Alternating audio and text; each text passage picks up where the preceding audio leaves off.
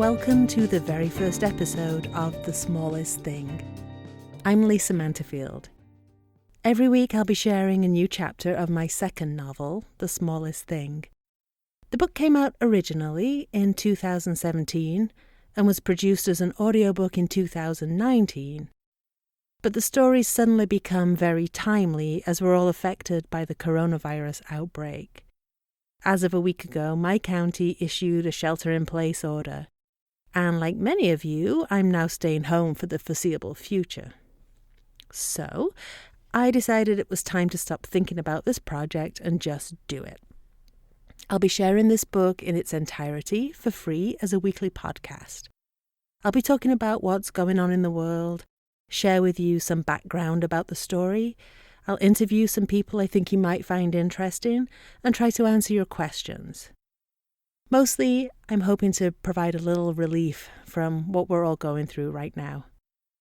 I'll be here all the way to the end of the book, so be sure to subscribe and come back next week. Now, if you can't wait to get to the next episode, which I hope you won't, the book is available in paperback, ebook, and audiobook formats at online retailers. You can also support your local independent bookstore by asking your friendly bookseller to order a copy. You can also find information about me, The Smallest Thing, and my other books at lisamanterfield.com. Now, fair warning, this is a book about a young woman trapped in quarantine. But it's not a horror story. It's a story about human connection and community and, above all, hope, which I think are things we're all thinking about right now. This might feel like a funny time to listen to this book, but I believe that stories have the power to transport us and make us feel like we're not alone in this crazy world. So today I'm going to take you to the historic village of Eyam, where you'll meet 17-year-old Emmett Siddall. Em is a girl stuck in the very last place on earth she wants to be. She has big dreams to get out of her dull English village, and she's also a girl with a plan to do it. But something strange is going on in the village, and Em's plans are about to be derailed. I hope you enjoyed this episode. Join me after, and I'll tell you more about the real-life village of Eyam and its tragic history that inspired this book. For now, pull up a chair, grab your beverage of choice, and enjoy episode 1 of The Smallest Thing. Welcome to the serialized audiobook, The Smallest Thing, written by Lisa Manterfield, read for you by Charlie Sanderson. This book is dedicated to the humanitarian aid workers who risk their lives in service to others. Chapter 1. Sunday, July the 17th. It's close to midnight before the house falls silent, and I'm sure Dad is asleep. I roll out of bed and dig out the clothes I've stashed under my keep calm and carry on pillow. Sleeping out of my pyjamas, I feel the sting of the cool night air against my skin. I pull on jeans and a cami, then cover up with a baggy sweatshirt, knowing I won't be wearing it for long. Holding my breath, I ease up the handle of my window and feel the locks slide from their slots. With a sharp press against the wooden frame, the seals break like the pop of a champagne cork muffled inside a tea towel. I freeze, listening for any sign of disturbance from down the hall. Mum and my little sister Alice are the light sleepers, but I doubt they'd hear me tonight from 300 miles away. Dad sleeps like the dead. I push open the window and peer at the garden below. In the long violet midsummer half-light, Dad's potting bench is just visible. It looks a long way down. I know that climbing out of the window is a childish thing to do. I'm almost 18 for pity's sake, close to official adulthood. I should be able to leave by the front door like a normal person. But if Dad had any inkling of where I was going, or why, or, most especially, with whom, he'd nail the front door shut. If he insists on treating me like a child, then a child he gets. Out the window I go. I dangle a foot over the ledge until it meets the roof of the sunroom. Swinging myself over the edge, I drop soundlessly onto the potting bench, feeling the weathered timber lurch beneath me. I do a quick check that the coast is clear and scurry across the garden, over the low back wall and out into the village. My heart thuds in my throat, pumping euphoria through my veins. I am free. Flashing across the open village green, I duck into the shadow of the war memorial and check for gimlet-eyed neighbours. An upstairs light is on in Dr. Spencer's cottage. If he's about to leave for a house call, he's bound to spot me. News travels faster than the plague around here, and if I'm seen, my dad will know about it in 10 seconds flat. But I have to risk it. I have to see Ro. I sprint for the edge of the churchyard and hunker down below the wall, out of sight, trying to catch my breath. The air is warm tonight, and the breeze picks up the scent of freshly turned earth from the other side of the mossy limestone wall. I've had to borrow one of Mum's black dresses twice this week to attend the funerals of elderly neighbours, a rare occurrence even in a village with as many oldies as ours. At both services, everyone talked about good people, solid members of the community, their quiet lives well lived. In other words, 2 perfectly good lives wasted away in the dullest corner of the British Isles. Alongside the churchyard's newest residents are the sunken graves of 10 traceable generations of my ancestors. The dead Siddles, as I call them. Person after person who never had the guts or the wherewithal to leave the village of Eyam. It boggles my mind to think that most of them never even saw London, never had the urge to uproot and try a different life. When I think of all the invaders who travelled from far-off lands to conquer our little island, the Vikings, the Romans, the Normans, and all the adventurers who sailed the uncharted seas in search of new worlds, I can't believe I ended up descended from people who never aspired to anything more than the simple country life.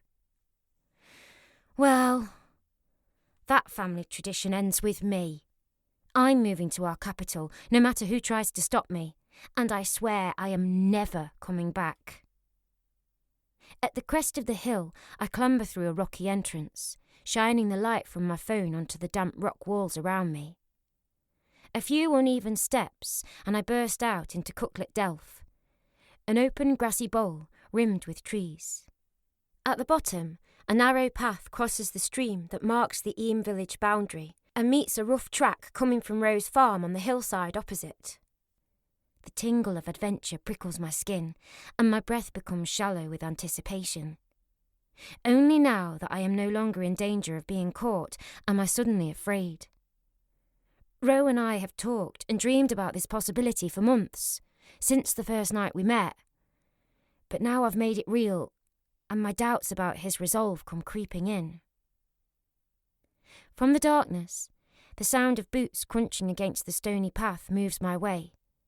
I tuck my hair behind one ear and lean against the rock beside me, trying to look casual, willing my heart to be quiet. I feel Ro's presence coming closer and closer until I can hear his breath and see his dark, rangy silhouette. His arms wrap around my waist and pull me towards him. When his lips slip against mine, I finally relax. "Well, this is an unexpected treat," he mumbles at last, his mouth brushing against the top of my head, softening his voice. "I needed to see you." His fingers touch the purple streak in my pale hair. "Sneaking out at night? You're turning into a right rebel, aren't you?"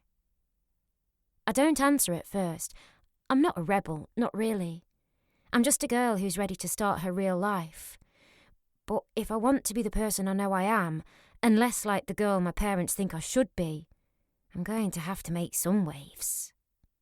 "I got the job," I blurt, getting straight to the point. "Really?" he asks, and I'm not sure if his tone is excitement or shock. "She rang me today.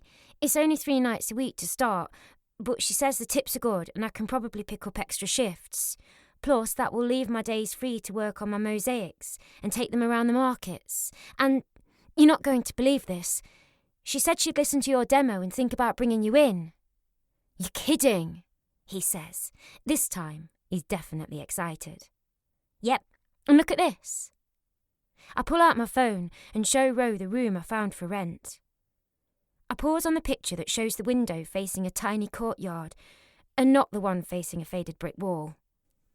I definitely don't show him the kitchen the size of a shoebox or the avocado-coloured bathroom with a wall decoration that looks alarmingly like toxic mould. I've got enough saved for the deposit and 2 months' rent, plus whatever you have. I think we can do it. We can finally get out of here. I can barely contain my excitement, but I sense Ro's hesitance through the darkness. When do you start? He asks. She wants me August 1st. It's all happened so fast, much faster than I'd imagined, and I'm scrambling to put the pieces of my plan together. It will be a lot easier if Ro doesn't put up a fight. He pulls back and peers at me in the dim light. That's only 2 weeks away. What do you folks think? I let out a long sigh that feels like it's been trapped inside my whole life. It's all Ro needs to understand that my rebel streak has yet to extend to telling my dad any of this. This is stupid, Em, all this sneaking around. I should be able to pick up my girlfriend at her front door and take her out, not always have to meet her where we won't be seen. And now you're escaping through the window like bloody Rapunzel. Technically, the prince snuck in to see Rapunzel, but now's not the time to quibble over details. I'm not the greatest fan of risking my life either, but you know what my dad's like. And you think he's going to let you go to London? Why do you even need his approval? Until I turn 18, there's a long list of things I can't do without an adult to vouch for me, including renting a mould-infested room in a flat with 3 strangers and a boyfriend voted least likely for parental approval. And, technically, I can only work as a barback until I'm legal to serve drinks. But I won't bore Ro with that hitch just yet, either. If the job offer had come a month later, I wouldn't be in this pickle. But it didn't, and so I am. Then let's just go, I tell him. We can put the flat in your name, and my parents can approve or not. Who cares? We might not get another chance like this, and as long as we have each other, we can work out the rest when we get there. Ro's gaze roams across my face, and for the smallest of moments, I think he's going to say no. And then he throws back his head, his long dark hair flying around his face, and howls like a wolf on the prowl. Emmett Siddle, you've got balls, he yelps. Oh no, I don't, I say. I'll prove it. I grab his hand, pulling him off the path and into the soft grass, peeling off my sweatshirt as I go. Ro shucks his jacket and fumbles with the button on my jeans, sending up the scent of coconut from his hair and a whiff of rugged leather. As he kisses me down into the grass, I'm enveloped in the primal scent of moist earth and fresh bracken, its spores warmed by the summer sun and primed for release. With the babble of the stream for background music, I fantasise about a lumpy bed in a damp room with a window that faces a wall, and, finally, I feel alive. Ro slings his arm around my shoulder as he walks me back to the village. We press together down the narrow path, so close we look like a 3-legged monster. But neither of us speaks. As a bank of clouds rolls across the moor, blotting out the last of the moonlight, the temperature drops and he pulls away from me. You know I love you, don't you? He says. Of course, I say back. But something prickles just underneath my skin, a sense that he wants to say more, that there's a but to this declaration. I don't press him because I don't want to hear it, and he doesn't continue. So we walk in a silence that I fill with plans. How are you going to get back in the house? He asks as we reach the edge of the churchyard. My London daydreams lurch to a halt. Oh, bugger, I haven't thought about that. My plan to get out was flawless. My plan to get back in is non-existent. There's no way I can climb back up to the window. I have seriously cocked up, and when my dad finds out, the days I'm counting down until I move out will feel more like a lifetime. As we round the corner, a trio of bright blue flashing lights illuminates the village green. "Oh, bugger me!" I hiss, pulling away from Ro. If my empty room has been discovered and my dad has wigged out and called the police, I'm a dead woman. If he catches me with Ro, I'm buried as well. If Dad ever actually met Ro in person and gave him even a sliver of a chance, he'd see it wasn't so bad. But Ro's dad's farm once belonged to a Siddle, and although the feud was buried over a century ago, the Tory name will forever be synonymous with land thieves and charlatans. And people wonder why I want to leave. Ro takes a step backward, no doubt having similar thoughts. But as we skim the churchyard wall, I can see that the lights come not from a police car, but an ambulance. Several villagers have gathered around, and there's no way I could get by without being seen. "Something bad's happened," I say. "You should go." He pulls me into the churchyard's lich gate and gives me a long, hard kiss. "Don't get caught," he whispers, then scoots off into the darkness. Slipping around the edge of the village green, I pat down my swollen lips and flushed face, trying to look as if I've just stepped outside to see what's going on. I glance back at Ro for a last snatch of moral support, but he's long gone. I have no option now but to get out of this mess alone. A small group, fleece jackets and fluffy dressing gowns wrapped hurriedly over their nightwear, has gathered near the gate of Dr. Spencer's cottage. At the centre, our neighbour, Mrs. Glover, holds court, her hands waving excitedly. An ambulance in the village could be the highlight of her year, a guaranteed source of gossip for the nosy old bat. I inch into the periphery of the cluster, but before I can glean what's going on, the front door of Dr. Spencer's cottage opens and a paramedic backs out, jockeying one end of a stretcher. A second paramedic has the other end, and between them, under a white blanket, lies the stocky form of the young doctor who confirmed I was healthy as a horse at my checkup just last week. He had seemed completely fine. Even through the semi-darkness and flash of blue lights, I can see his handsome face is pale and glossy, as if this is a wax version of the compassionate man who always warms his stethoscope. An oxygen mask is secured across his face and his eyes are glazed. Down one side of his cheek is a dark rivulet that appears to have come from his nose. My mouth goes dry. I am fairly certain the rivulet is blood. The chatter among the group stills as Dr. Spencer is carried by. Each of us shrinks back, as if hounded by a fog-like sense of doom. Whatever has happened to Dr. Spencer is serious. I pull away, leaning out of the fog's reach. As the solemn procession moves past, Dr. Spencer's unfocused eyes suddenly seem to clarify, his stare connecting with mine. In that wild-eyed glance, I see fear. I hold his gaze, the blood chilling in my veins, finding myself in the disconcerting position of offering our family doctor my silent reassurance that he will be okay. And then the paramedics load him into the ambulance and pull away. "What's going on?" An all too familiar voice says behind me. I keep my eyes forward, praying my dad won't recognise me, won't sense the presence of his own flesh and blood. "Emmett," he says. Truly, I have no luck. I'm ready with a lie about being woken by the commotion, but Mrs. Glover, God love her, saves me by pouncing on the opportunity to share valuable information with my dad. "It was just the flu is all," she gushes.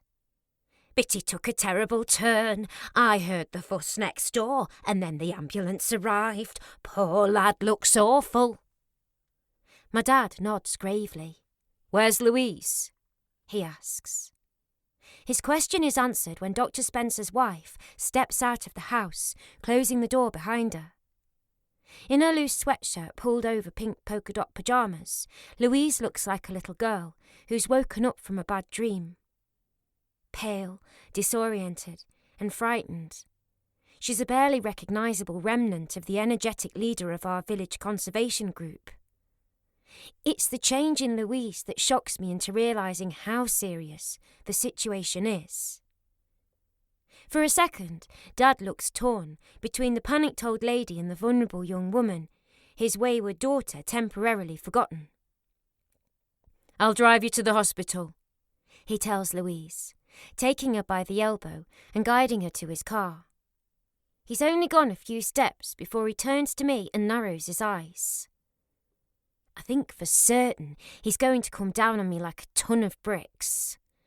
I prepare for a public humiliation of epic proportions. But instead, he says, "Make yourself useful and make Mrs. Glover a cup of tea, and then get yourself home." As I watch his receding back, a flicker of anger flares inside me. Is my father really so consumed with the welfare of our neighbours that he's oblivious to his daughter's covert activities? Or does he simply not care? As his car pulls away and my neighbours disperse back to their beds, I wonder if I've just been handed the freedom I've been fighting so hard to win. If Dad has given up trying to control me, my victory feels far less sweet than I'd expected. "I don't know what we do around here without your dad," Mrs. Glover says, shuffling her slippered feet back toward her house. It's meant as a compliment, but beneath her words, I hear the sting of comparison, the suggestion that she finds me lacking. A knot of fury unravels inside me, and I'm reminded of why I hate it here. No matter what I do, no matter where I go, no matter what I accomplish in my life, I will always be measured against the standard of my dad. A man who never left the village he was born in, who is proud to descend from similarly unambitious blood. She's right that I am nothing like him, but I will always be judged as something less. I step toward the old woman, determined to set her straight, but then I remember, I'm leaving. I don't have to be nice, and I don't have to live up to my dad's standards anymore. "Make your own cup of tea," I say. And with that, I march home to bed. I don't go back to sleep, though. I toss and turn for hours, planning my escape to London one minute and feeling bad for telling off Mrs. Glover the next. I barely feel I've slept when, sometime around dawn, I get a text from Dad. Dr. Spencer is dead.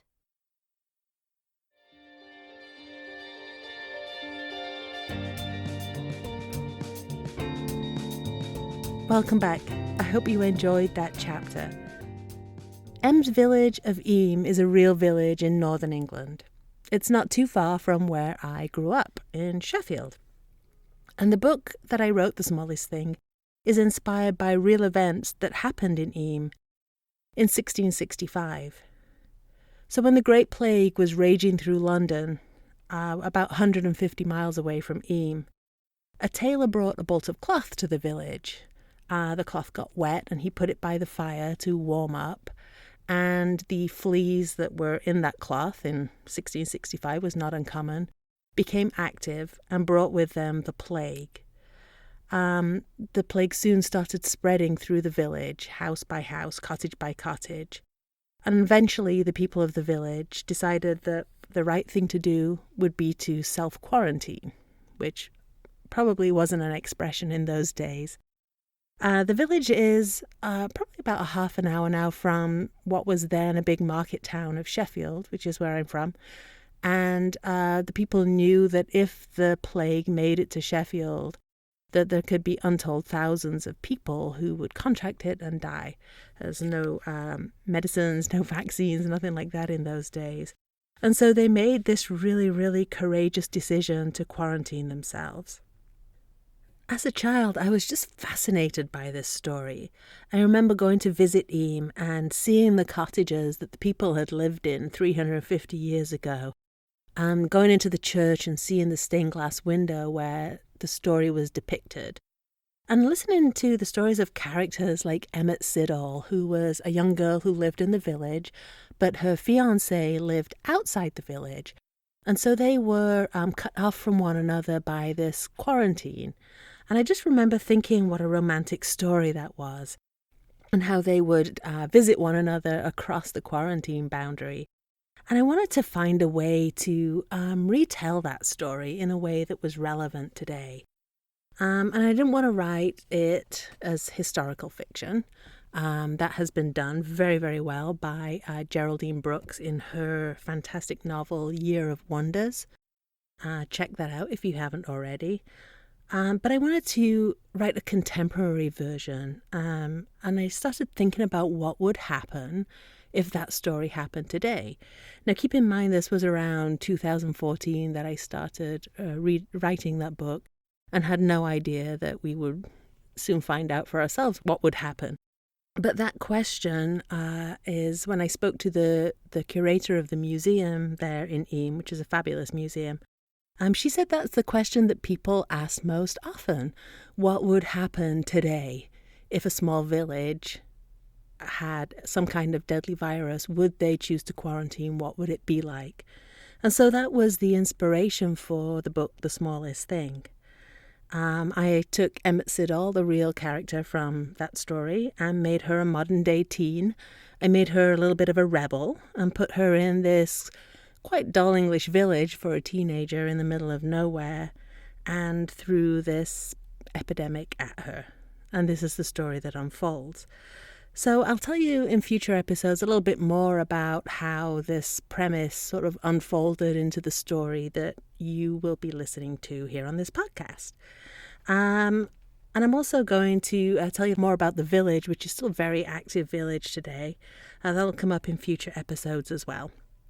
But in the meantime, if you have questions you'd like answered, or if you have topics that you would like me to discuss here, please contact me through my website. It's lisa@lisamanterfield.com. And next week, come back, find out what happens to Dr. Spencer, and I'll take you on a virtual tour of the present-day village of Eyam, tell you a little bit more about what's going on there today. So until next week, stay safe, stay healthy, and don't forget to wash your hands. Thanks for listening to this episode of The Smallest Thing. To make sure you don't miss next week's episode, you can subscribe now on Apple Podcasts, Google Podcasts, Spotify, and more. If you'd like to support the show, please leave a review and share this series with others you think might enjoy it. If you're on Instagram, tag me there at @LisaManterfield_, or follow me on Facebook at author Lisa Manterfield and Twitter at Lisa Manterfield.